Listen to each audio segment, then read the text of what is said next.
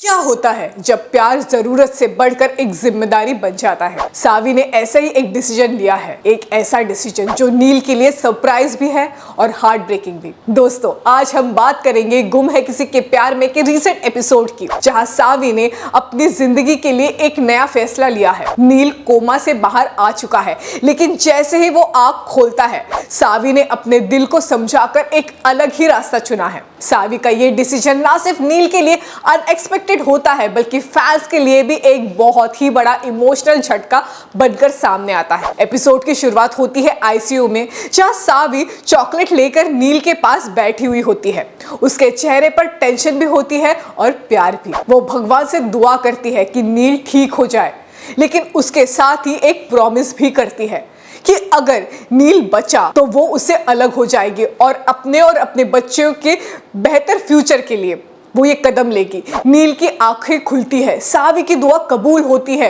2 दिन बाद नील रिकवर करके सबसे पहले सवाल पूछता है, सावी कहाँ है? उसके अंदर अब भी उसी मोहब्बत की रोशनी है, लेकिन अब जो रिश्ते बचे हैं उनका रंग कुछ अलग ही है। दोस्तों, नील के घर वाले उसे समझाते हैं कि सावी अब आगे बढ़ चुकी है।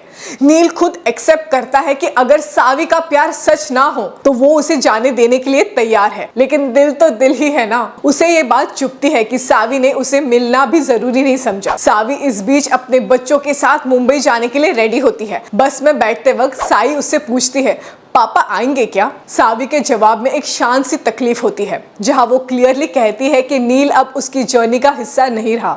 लेकिन बाद में ही नील और सावी फेस टू फेस मिलते हैं। नील कहता है, हम दोनों ने बहुत कुछ सहा है, मैं चाहता हूँ तुम और बच्चे सेफ रहो। सावी जवाब देती है, जिंदगी ने दिखाया है कि खुद चलना पड़ता है, मैंने सीख लिया है। नील एक सजेशन देता है, दोस्ती का रिश्ता रखते हैं, स्ट्रेंजर ना बने, और सावी हाँ कहती है। एक हैंडशेक होता है और दर्द भी होता है, लेकिन एक म्यूचुअल रिस्पेक्ट की झलक भी मिलती है। ये था सावी और नील के रिश्ते का एक इमोशनल और मैच्योर क्लोजर, जहां प्यार था, सैक्रिफाइस था और सबसे इंपॉर्टेंट खुद के लिए एक नया डिसीजन भी था। क्या सावी का फैसला सही था दोस्तों? क्या नील सच में उसे समझ पाया? और क्या दोस्ती के इस नए रिश्ते में कभी फिर से मोहब्बत वापस आ सकती है? ये सब तो अब आने वाला वक्त ही बताएगा।